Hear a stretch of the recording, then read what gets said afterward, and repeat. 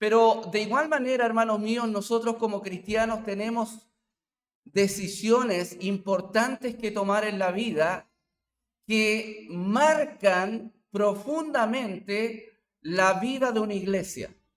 Y hoy nos dedicaremos a hablar sobre una de estas grandes decisiones, que es la elección y ordenación de ancianos en la iglesia.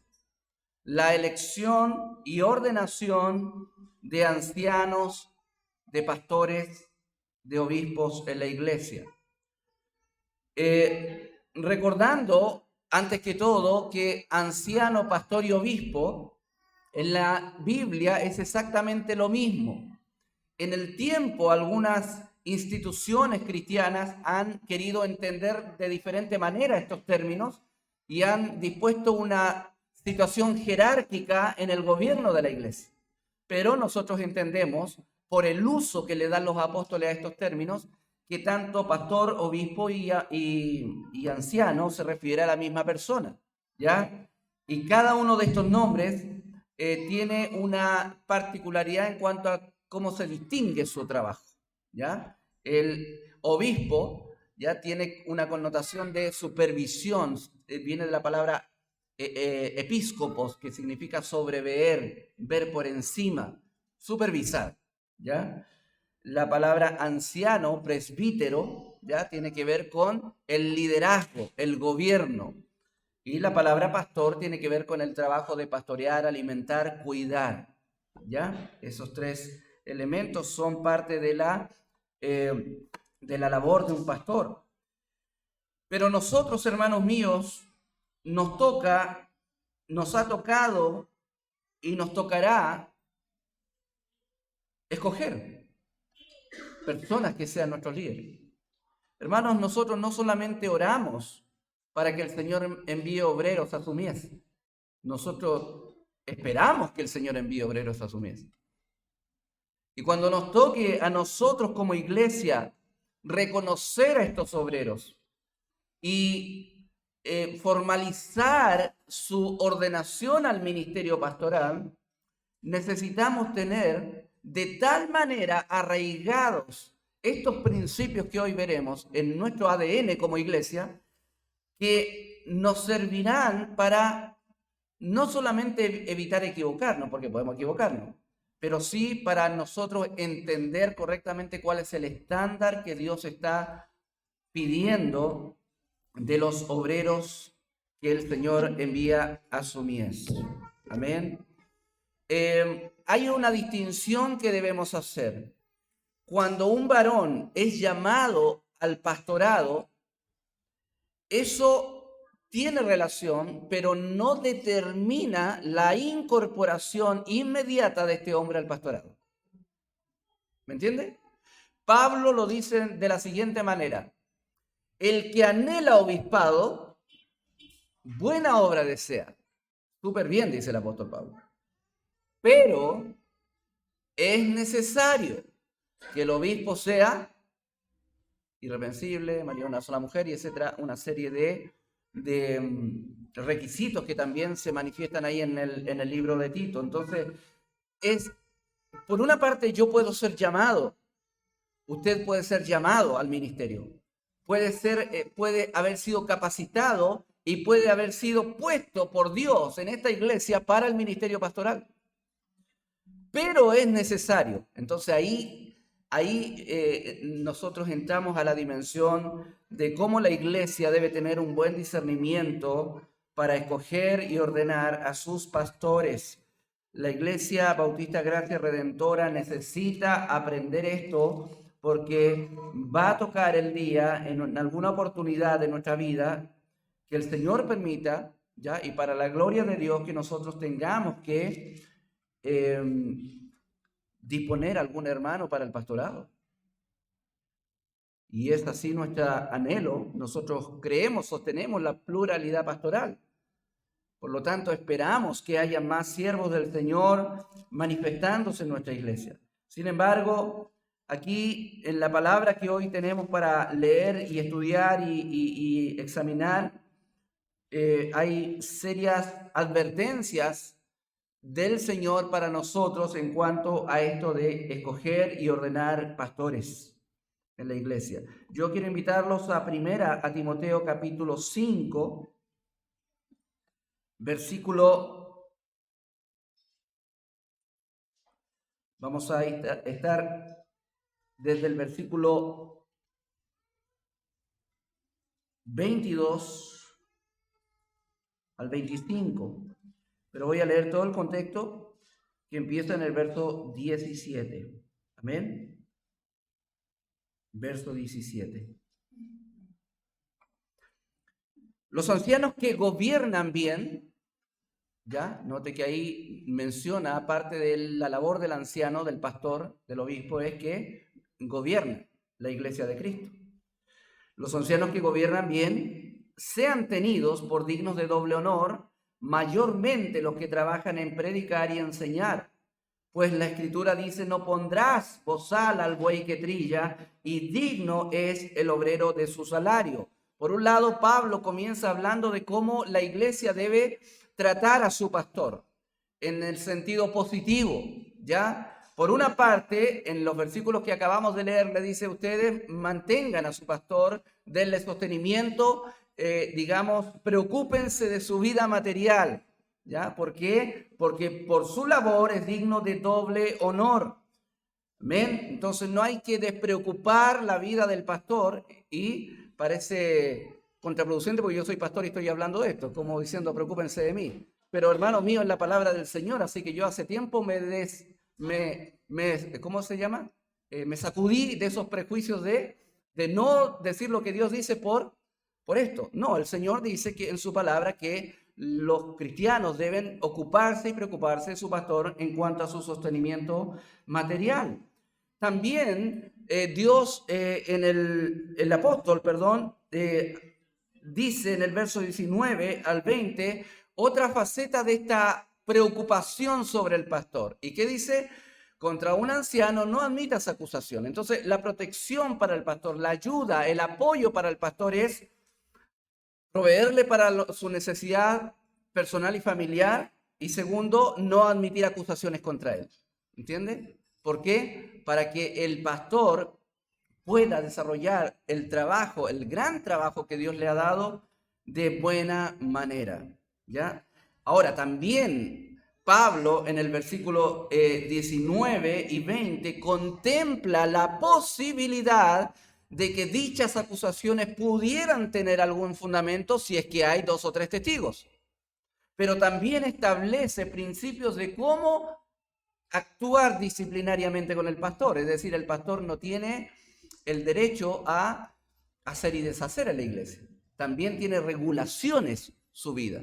Gobierna la iglesia, pero reguladamente. Amén. Ni el pastor ni la iglesia son legisladores sobre su iglesia. Cristo es el legislador y nosotros hemos de velar porque esas leyes se cumplan. Entonces dice a los que persisten en pecar, repréndelos delante de todos. Está hablando de reprender a los pastores públicamente, ¿ya? Y ahí vimos, ¿se acuerda el ejemplo de cómo Pablo reprendió públicamente a Pedro por su actuar hipócrita que iba en contra de la esencia del evangelio? Ahí en Gálatas capítulo 1. Perdón. Y acá, como tercer paso, dice, traten bien a sus pastores, ya, no admitan acusaciones. Ahora, si hay acusaciones fundadas, traten disciplinariamente al pastor, ya. Pero Pablo ahora dice, para evitar de alguna manera que nosotros como iglesia nos topemos en un punto de nuestra historia con la necesidad de tratar disciplinariamente a un pastor, antes de ordenar, de escoger y ordenar a un pastor, necesitamos observar su vida, necesitamos calificar y cualificar su vida, ¿ya? Y necesitamos, en base a su testimonio, a su vida y a toda la trayectoria y la aptitud que tiene esta persona, llevarla al ministerio. Te encarezco, dice, no imponga las manos con ligereza a ninguno. Verso 22, ni participes en pecados ajenos, consérvate puro. Ya no bebas agua, sino usa un poco de vino por causa de tu estómago, y de tus frecuentes enfermedades. Los pecados de algunos hombres se hacen patentes antes que ellos vengan a juicio, mas otros pecados se les descubren después. Asimismo, se hacen manifiestas las buenas obras, y las que son de otra manera, es decir, las que no se hacen manifiestas, no pueden permanecer ocultas. Oremos al Señor. Padre amado, en el nombre de Jesús queremos ir a tu presencia para rogarte, Padre, que estas cosas que hoy vamos a revisar puedan quedar en nuestro corazón permanentemente como iglesia. Que cuando en alguna oportunidad nuestra Iglesia Bautista Gracia Redentora tenga que escoger y ordenar a alguien más para el ministerio pastoral, Señor, recordemos estos principios y no impongamos las manos con ligereza. Y podamos, Señor, no equivocarnos, porque, Señor, como dijo el apóstol Pablo a los ancianos ahí de Éfeso, cuando se juntó con ellos en Hechos capítulo 20, Señor, le dijo: porque de vuestro propio entorno saldrán lobos rapaces, Señor, que no perdonarán al rebaño. Padre, ayúdanos a librarnos de estos lobos rapaces y ayúdanos a fijarnos bien.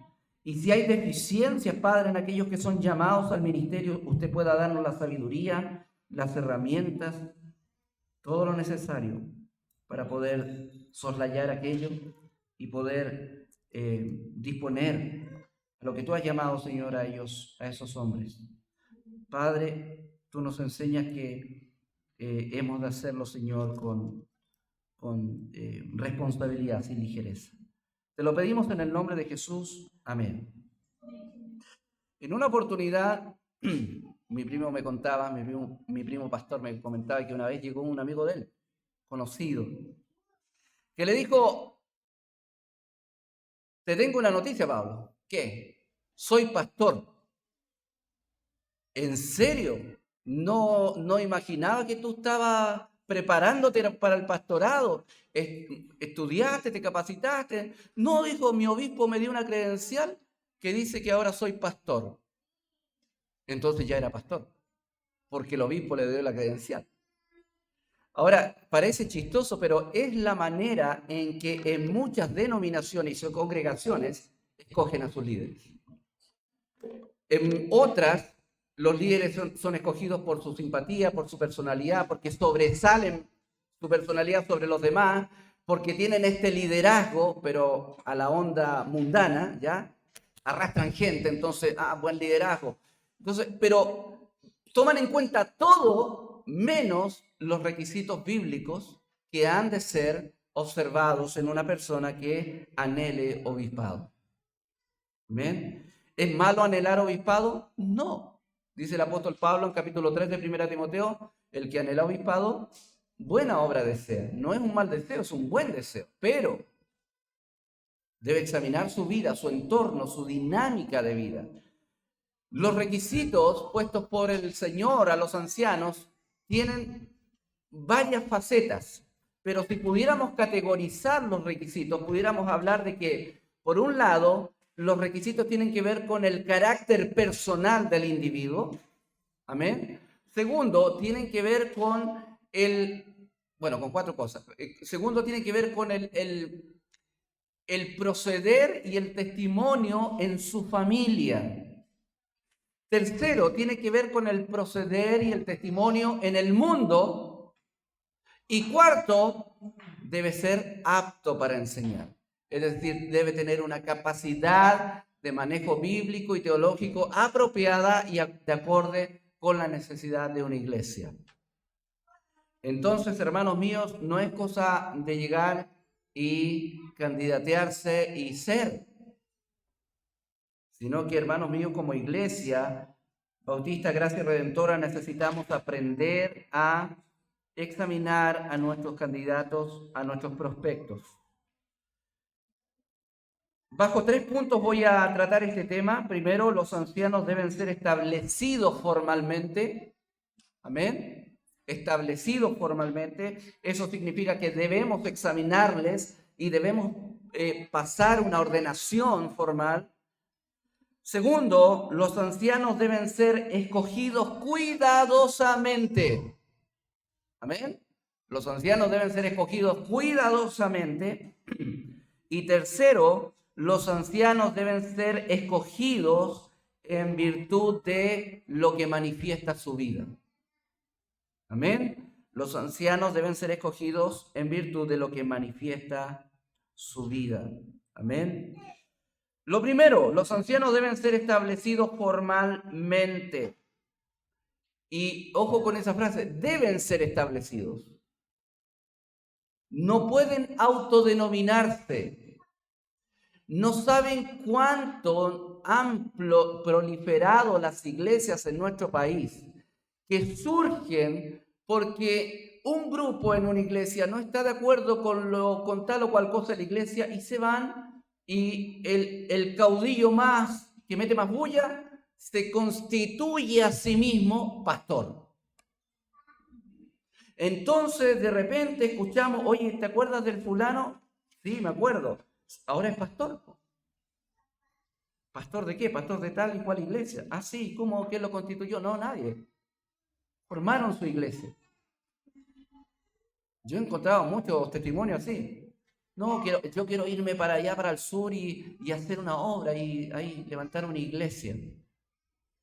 ¿Y qué le va a pastorear? No, yo sí, que me ayude el Señor. ¿Entiendes? He escuchado testimonios de personas que van, se compran una parcela en tal lugar, levantan un templo, se constituyen pastor, invitan a la gente a la iglesia. Y la gente va a la iglesia. Y le llaman pastor. Y hermanos, son esas mismas iglesias las que generalmente uno ve con deficiencia teológica, que de pronto voy a usar un buen chileno, agarran hasta los fierros calientes, o sea, se tragan todo lo que encuentran por ahí en la internet y reciben mala doctrina y empiezan a meter mala doctrina a la iglesia o a los grupos que forman, y así, hermanos míos, de muchas maneras, no solo la gente es dañada, sino que el testimonio del evangelio también es dañado. Y todo por no observar el orden que el Señor pone en su palabra. Por otra parte, los hermanos de la iglesia muchas veces ignoran sobre los requisitos de un pastor.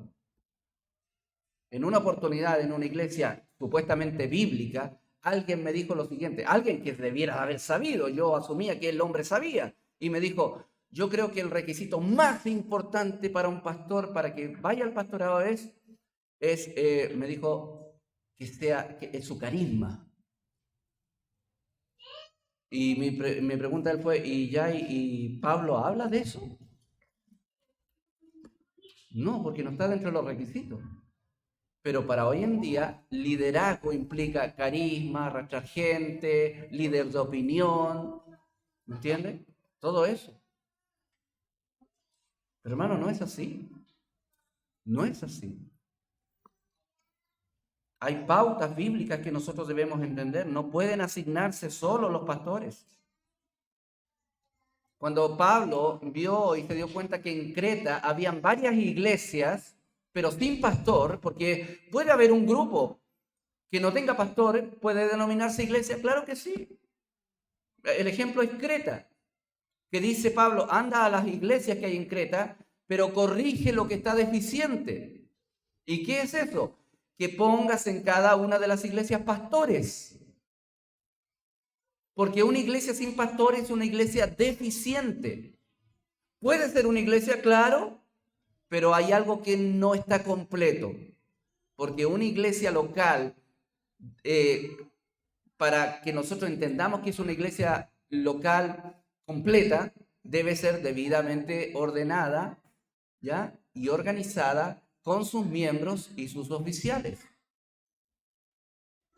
Cuando no hay oficiales, entonces hay una iglesia incompleta. Y es el caso de Creta. Y ahí Pablo le dice a Tito, anda y designa pastores. Ahora, ¿por qué Tito designó y no fue la iglesia la que puso un pastor? ¿Por qué Timoteo va y asigna liderazgo? ¿Por qué? Hermanos míos, es un tiempo de transición. Tanto Tito como Timoteo están fungiendo, están trabajando como delegados apostólicos. En ese tiempo el apóstol tenía ambas llaves del reino, ¿ya? Y como autoridad apostólica ellos podían desarrollar un trabajo que hoy día desarrolla el pastor, por ejemplo, dirigir y gobernar las iglesias, pero también podían ellos, los apóstoles, usar la otra llave, la de la libertad, ¿se acuerdan? Que ellos podían hacer desde su autoridad lo que hoy en día la iglesia debe hacer. Por ejemplo, disciplinar a gente. Por ejemplo, designar pastores. ¿Entienden? ¿Puede hoy en día un pastor por sí solo disciplinar y ordenar? No, porque esa es una labor que apostólicamente se le delega después. Es la llave que se le pasa a la iglesia. Y la otra llave se le pasa, ¿cierto?, al pastorado, en cuanto a dirigir y gobernar. Pero en ese tiempo, tanto Tito como Timoteo tienen el trabajo de ordenar las iglesias. Hermanos míos, también nos habla aquí el apóstol en este texto que hemos leído de imponer las manos. No impongas las manos sobre nadie con ligereza. Esto de imponer las manos tiene que ver con que los ancianos deben ser establecidos formalmente. ¿Ya? Deben ser establecidos formalmente. La imposición de manos, escuchen bien, la imposición de manos era y es la manera en que es simbolizada, no esa palabra, simbolizada la delegación de autoridad y la confirmación de la aprobación de la iglesia. Cuando nosotros imponemos las manos sobre un candidato a pastor para ordenarlo al pastorado, no es que está siendo transmitido un poder por el brazo y llega la mano y el poder se va a la cabeza. No, no tiene nada que ver con eso. Es un símbolo. Amén. Pero muy importante, porque es un símbolo establecido por la dinámica apostólica. Eso simboliza la delegación de autoridad. Los apóstoles, obviamente, a todas luces, tomaron esta dinámica del Antiguo Testamento, donde también se confería autoridad disponiendo cierto ritual por la cabeza. ¿Se acuerda cuando los reyes eran designados? Se les ponía el aceite encima de la cabeza, el sumo sacerdote también. Entonces, también, por ejemplo, tenemos los corderos. Cuando se hacían los sacrificios, el sumo sacerdote imponía sus manos sobre el cordero para transmitir, no literalmente, pero simbólicamente, aquello que era transmitido, en este caso, el pecado. En el caso de los pastores, el liderazgo, la autoridad. Entonces, la imposición, cuando la Biblia habla de imposición de manos sobre los pastores, está hablando de que hay, hermanos míos, un reconocimiento y una aprobación formal y pública de que la iglesia no solamente reconoce a ese varón como un regalo de Cristo para la iglesia como pastor, sino que le delega la autoridad que Cristo le da a la iglesia, o parte de la autoridad, ¿ya? Ahí entran las llaves. Pero hermanos míos, es una delegación simbólica. La imposición de manos es usada en el Nuevo Testamento en todo esto. Recuerden en Hechos capítulo 6, cuando se escogen y se designan los diáconos, también se les imponen las manos. ¿Amén? ¿Por qué? Para que la iglesia, ¿cierto?, está delegando autoridad sobre estos diáconos para, en el caso de Hechos, para manejar todo el recurso que se está generando para ayudar a las viudas de buena forma. Entonces la iglesia les autoriza, les delega y les inviste de autoridad. En Hechos capítulo 13 dice que el Espíritu Santo le dijo a la iglesia de Antioquía: apártenme a Saulo, a Bernabé y a Saulo para la obra que los he llamado. La pregunta es: ¿cuándo llamó a Bernabé y a Saulo? ¿Cuándo llamó a Bernabé y a Saulo? Bueno, Pablo dice en sus propias palabras: yo desde el vientre de mi madre fui escogido para ser apóstol. Pero hermano mío, Pablo nos dijo a la iglesia: ¿saben qué? Aquí yo soy apóstol desde el vientre de mi madre, Dios me escogió, así que vengo a golpear la mesa. No. ¿Qué tuvo que pasar? Orden. El Espíritu Santo, que es el que obra en la iglesia, fue el que tuvo que decir en un determinado día, después de años de ministerio de Pablo, decir, iglesia de Antioquía, es hora. Apártenme a Pablo y a Bernabé para la obra que los he llamado. Entonces, ¿qué hicieron los hermanos de Antioquía? Impusieron sus manos sobre ellos. Bueno, ya no eran apóstoles, no, ya tenían autoridad. ¿Me entiende que hay un tema de orden? La iglesia reconoce y aprueba lo que Dios ya aprobó. Pero deben pasar por esa formalidad. Y les ordenaron al ministerio. Primera Timoteo capítulo 4, vamos ahí, verso 14, dice lo siguiente. No descuides el don que hay en ti, le dice Pablo a Timoteo como pastor, que te fue dado mediante profecía con la imposición de las manos del presbiterio. Hay algo que le fue otorgado en el momento de su ordenación. No solamente la responsabilidad de ser pastor, sino que Pablo le dice aquí, primero, Dios te dio esto a través de profecía, ¿ya? Es decir, Dios le reveló a la vida de Timoteo en esos tiempos de alguna u otra manera a través de los profetas que en ese tiempo habían, es probable, pero también le fue confirmado por la iglesia a través de la imposición de las manos del presbiterio este don que Dios le había dado. Segunda Timoteo capítulo 1, verso 6, dice también algo sobre la imposición de manos, por lo cual te aconsejo que avives el fuego del don de Dios. ¿Ve? Hay un don en Timoteo, hay un don, Dios le dio algo, pero no para él, para la iglesia. Y Pablo dice, aviva el fuego de ese don que está en ti por la imposición de manos. O sea, ¿fue transmitido por la imposición? No, fue delegado, fue autorizado, fue reconocido. Entonces Pablo, Timoteo, los diáconos y en general en la vida, en la historia de la iglesia, toda persona que ha sido llamada al ministerio pastoral ha tenido bíblicamente que ser no solamente reconocido por la iglesia, sino que también autorizado en el sentido de ordenado y encomendado al ministerio. Acerca de la imposición de manos, el pastor John MacArthur comenta lo siguiente: el imponer las manos sobre alguien, en este contexto, era, escuche bien, confirmar su idoneidad. La iglesia está diciendo con la imposición de manos, nosotros reconocemos que esta persona es idónea para lo que es un pastor. Y también está reconociendo, está confirmando su aceptación para el ministerio público. Expresaba la solidaridad, la unión y la identificación. Este es mi pastor. Este es nuestro pastor. Entonces, hermanos míos, no solamente los ancianos deben ser establecidos formalmente.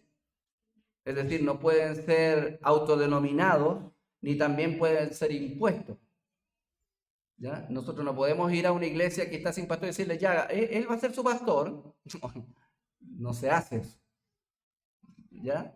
O yo voy a ser su pastor de aquí en adelante. Ya, no, aquí no hay ni golpes de estado ni nada de eso.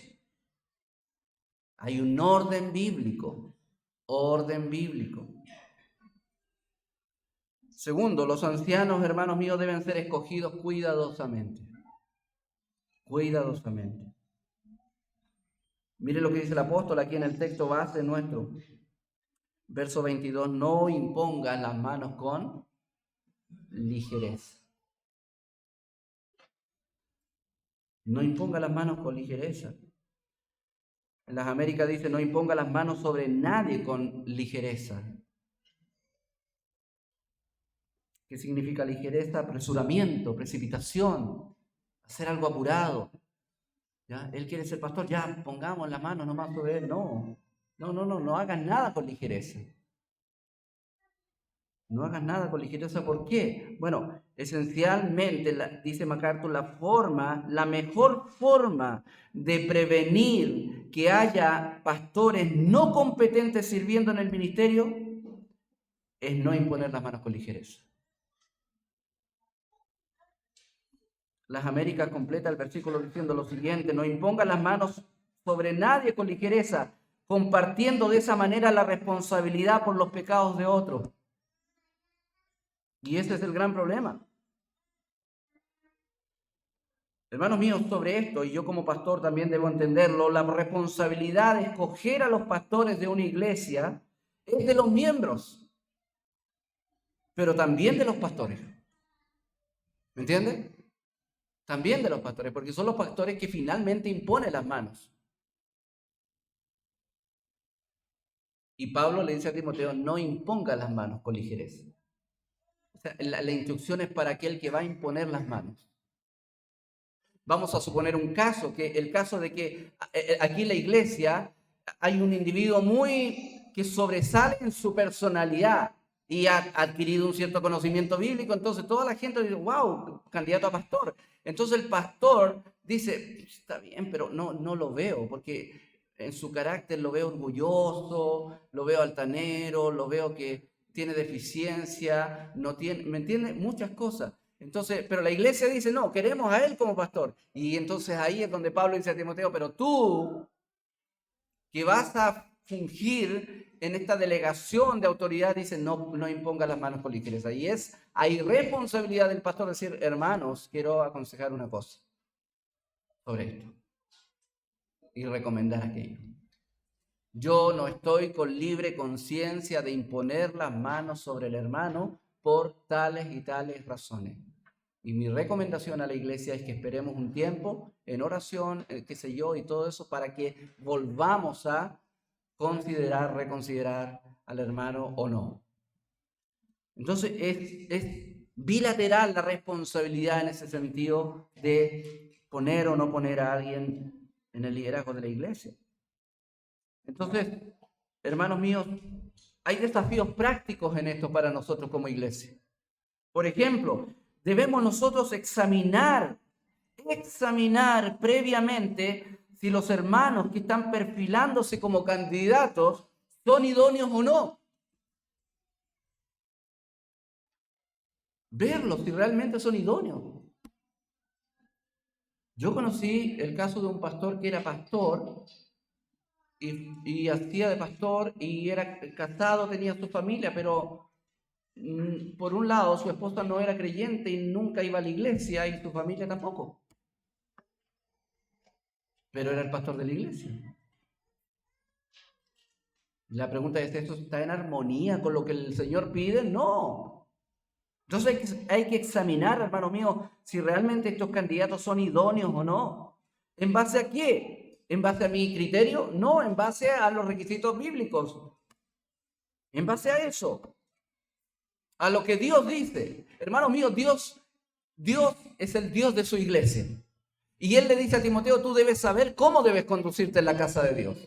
Y hermano, toda nuestra vida como cristianos ha de conformarse a los modelos divinos, no a nuestros modelos. ¿Cómo hacemos el culto? Bueno, como el Señor nos dice en su palabra. ¿Cómo hacemos la vida cristiana? Como el Señor dice. Recuerden el caso del tabernáculo. Moisés le dijo: ten presente y ten cuidado de hacer todo exactamente conforme al modelo que se te mostró. Señor, ¿sabes qué? Pienso que la madera de acacia no es muy buena. ¿Qué tal si usamos madera de sauce? ¿Sabes que el oro está muy caro, Señor? ¿Qué tal si usamos cobre en vez de oro? Igual se ve lindo. ¿Entiendes? Al final, el propósito es lo que importa. No.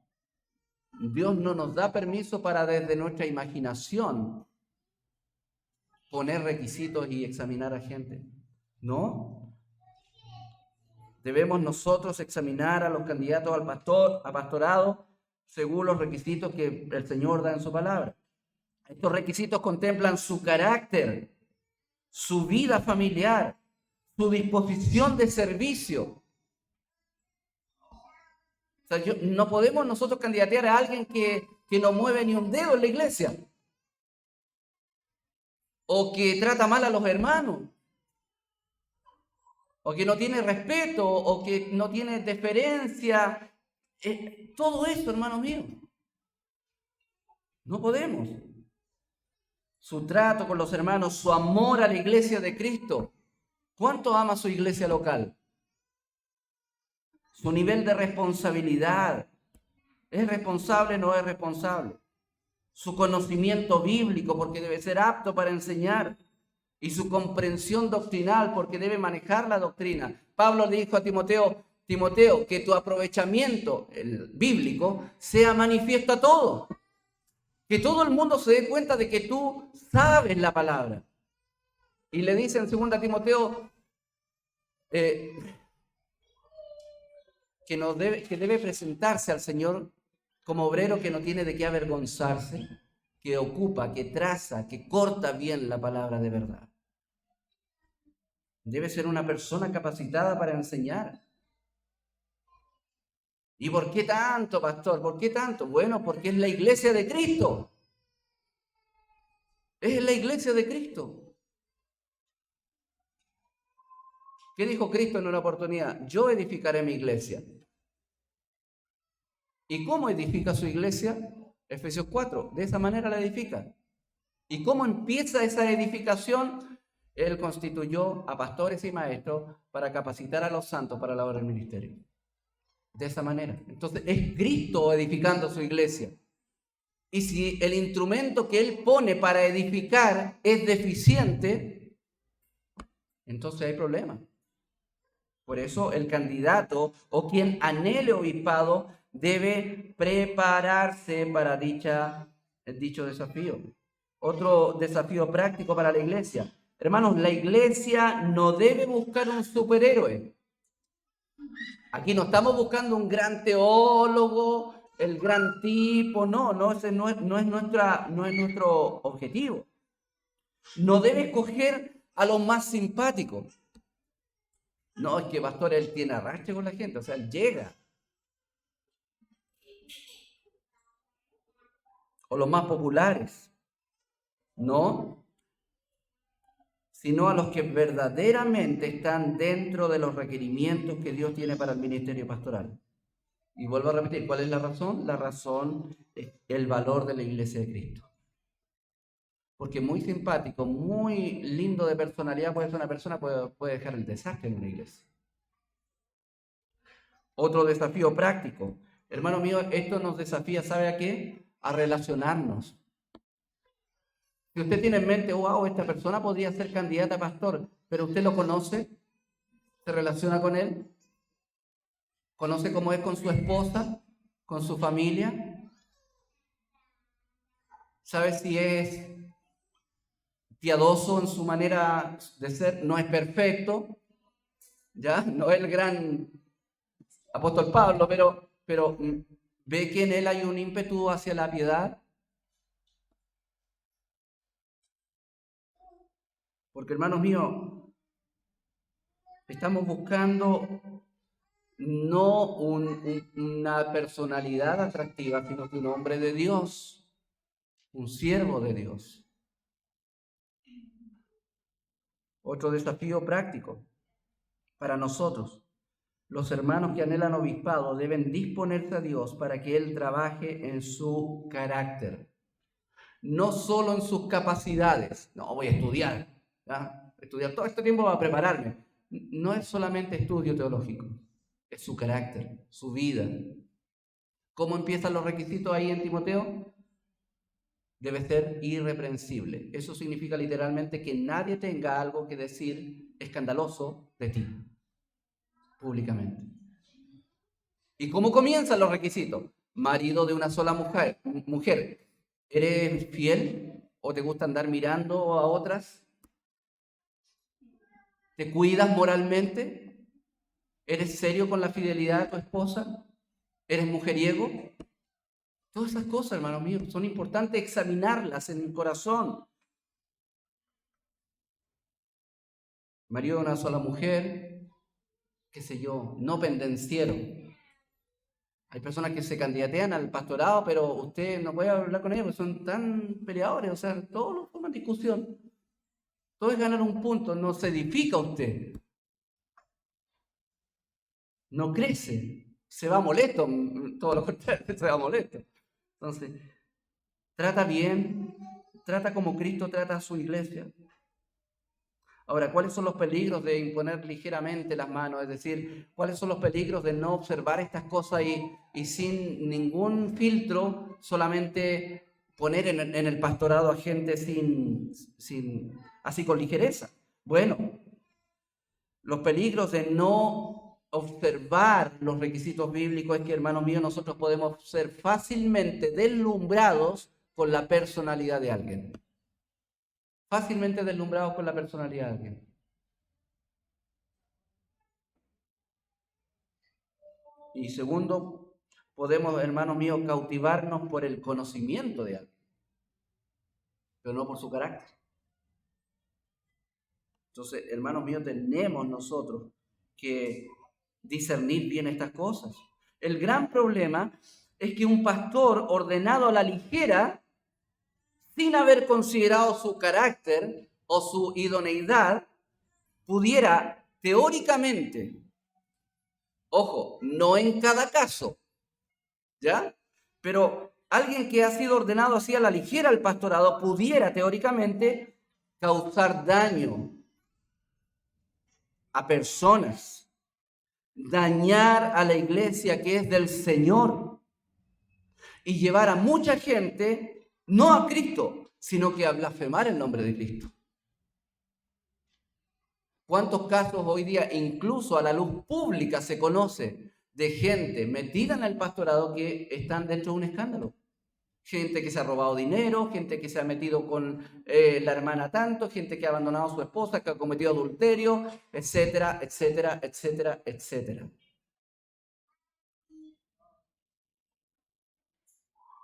¿Qué cuidado debía tener Timoteo? Porque él tenía que poner el cuidado. Tanto así, hermano mío, que 1 Timoteo comienza con una instrucción de Pablo a Timoteo. ¿Qué le dice? Bueno, había un liderazgo en Éfeso, en la iglesia de Éfeso. Y Pablo le dice a Timoteo, cuando llegues allá, este es el encargo, cuando llegues allá, a los que están enseñando, llega tú, como delegado apostólico, y dile una cosita de parte mía. Nada más de enseñar. Pero Timoteo, nosotros somos así, hace tiempo aquí enseñamos. No, Pablo dice que ya no pueden enseñar ustedes, porque están enseñando mala doctrina. Ese cuidado.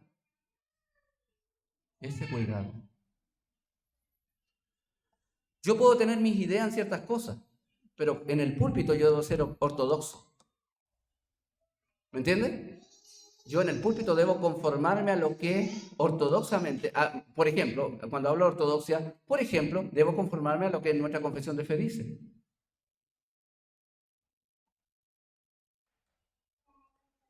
Entonces, hermano, hay que tener un cuidado. El cuidado que debía tener Timoteo como alguien que ordenaría el ministerio a hombres idóneos es conservarse puro. Eso es lo que dice el verso 22. No imponga las manos con ligereza a ninguno. ¿Por qué? Ni participe en pecado ajeno. Consérvate puro.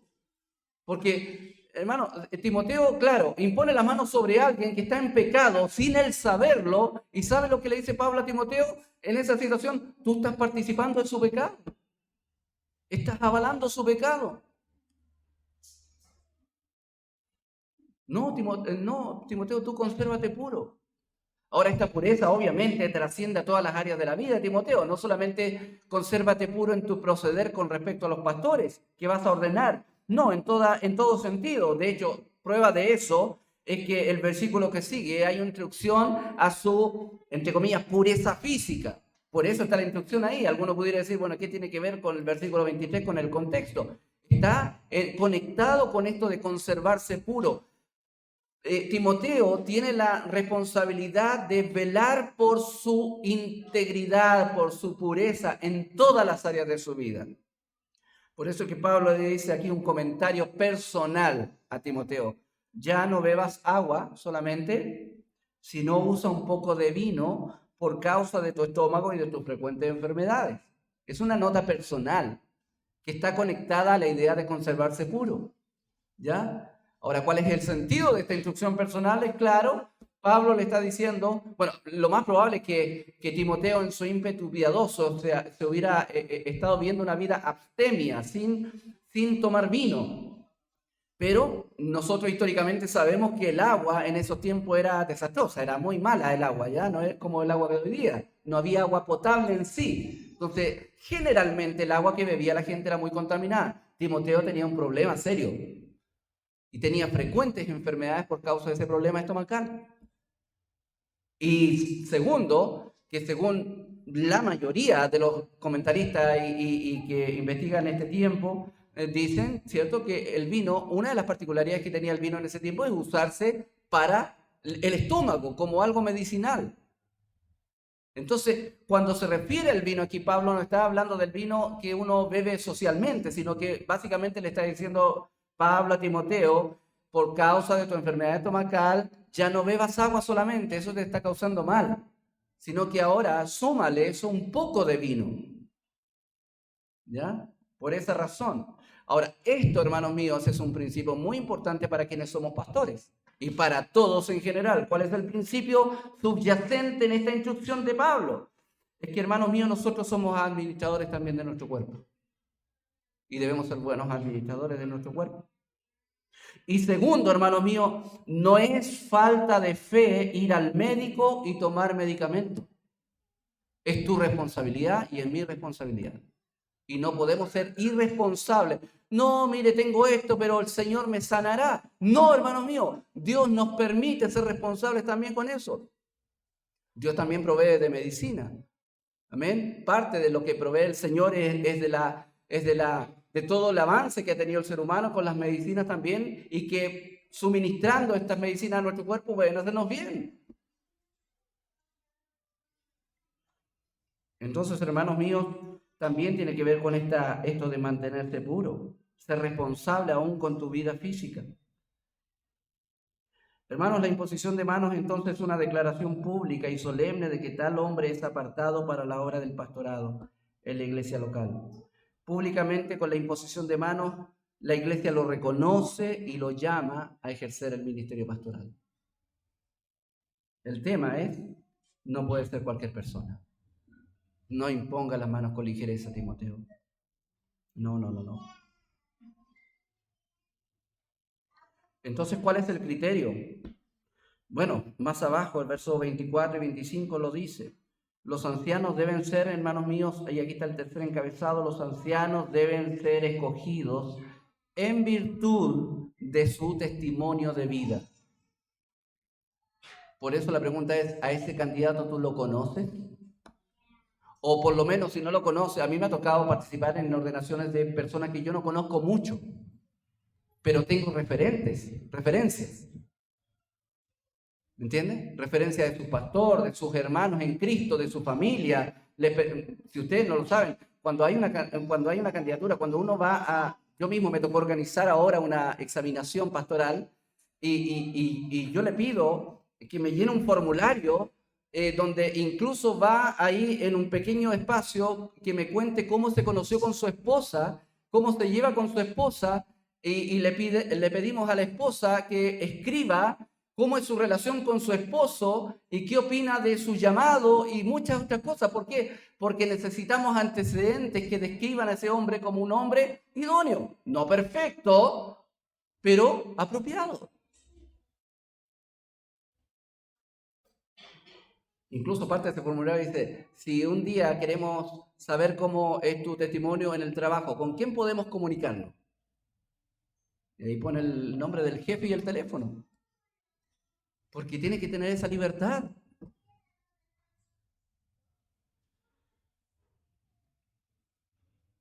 No imponga las manos con ligereza. Los candidatos, hermanos míos, deben ser examinados. ¿Por qué deben ser examinados? Porque puede haber pecados ocultos, pues, hermano, que usted ni yo sabemos. No, el hermano es estupendo, no, servicial, siempre está ahí haciendo cosas en la iglesia, pero han hablado con su esposa, no, porque no quiere ni hablar de él. Porque, hermano mío, pasa mucho. Pasa mucho. Es como pasa con los varones muchas veces, ¿cierto? Que están en otra casa y son súper serviciales. Y a la dueña de la casa le limpio yo. Oiga, le arreglo ese enchufe que está ahí, porque mire, le veo que está mal, ese enchufe, se lo arreglo. Un día puedo venir y arreglárselo. Y en la casa no hacen nada. Y no son tan dispuestos y todas esas cosas. Uno tiene que luchar con eso y examinarse uno y siempre lidiar con esto, porque uno siempre está en peligro de aquello. Yo puedo tener, por ejemplo, súper buena disposición para enseñarles y aconsejarlos a ustedes, pero tengo esa disposición con mi esposa, con mis hijos.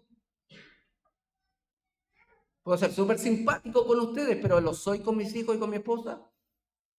Soy en todas partes como ustedes me ven. Todas esas cosas son importantes porque tienen que ver con el carácter de un pastor. Y esas cosas nosotros hemos de examinarlas también. ¿Por qué? Porque pueden haber pecados ocultos que no están a simple vista. En primer lugar, dice MacArthur, los pecados de algunos hombres se hacen patentes antes que vengan a juicio, dice Pablo, y eso significa que hay pecados que pueden permanecer ocultos y pueden salir a la luz a través de una investigación debida. Puede pasar. Sus pecados se hacen patentes a todos, dice el verso 24. Los pecados de algunos hombres se hacen patentes antes que ellos vengan a juicio. Antes de nosotros decir, no, esta persona sirve para el ministerio. No, pero sí, pero usted sabe esto, ¿qué pasa en su vida? Ah, sí. ¿Entienden? Hay pecados que ya son claros antes de que uno tenga que juzgarlos. Que es claro que esa persona no sirve. Que es claro que esa persona tiene este problema. Es claro que esta persona tiene este pecado.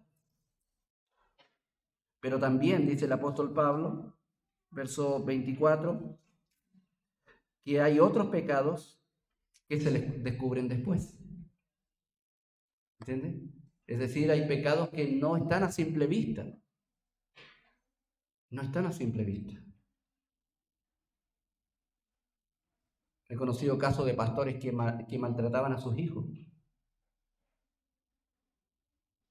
poniendo como excusa la disciplina bíblica. Conozco gente, no pastores, pero conozco gente que llegó a estar en la cárcel por eso, por una relación equivocada con sus hijos. Y puede pasar. Puede pasar. Todas estas cosas tienen que ver con nuestra evaluación, nuestra examinación. Entonces, hermanos míos, no seamos ligeros para evaluar a alguien que pudiera ser nuestro pastor. Hay algunos pecados que se descubren después. Sus pecados no son evidentes de antemano, sino que salen a la luz durante el proceso de evaluación de la iglesia. Ahí se le van descubriendo cosas. Por eso es necesaria la evaluación, la examinación. Ahora, ¿cómo examinamos estas cosas? Vuelvo a repetir, el testimonio de la esposa, el testimonio de los hijos del candidato, la familia, el testimonio de la familia, el testimonio de amigos, el testimonio de hermanos, el testimonio de los compañeros de trabajo. Recuerdo en este momento un pastor nos contó un caso que un compañero de trabajo de él era súper imprudente con las damas. Bueno, era mujeriego en realidad. Y siempre andaba diciéndole cosas en doble sentido a las damas, a las compañeras de trabajo, y siempre andaba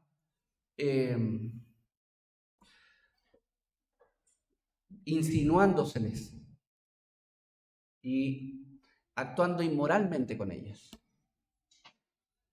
Y este amigo, que es pastor, él siempre le llamaba la atención, oye, no seas así con las damas, respétalas, qué sé yo. Pero el hombre era así. En una oportunidad este pastor amigo tuvo que, por a veces motivo, conseguirse para un evento una iglesia. Y le dijeron, mira, consíguete esta iglesia, tal y cual iglesia. Y fue allá. Y llegó y habían unos hermanos y le dijeron a los hermanos, bueno, pero habla con el diácono. Él te puede ayudar, ¿ya? Y llaman al diácono y era su compañero de trabajo. el diácono, el inmoral.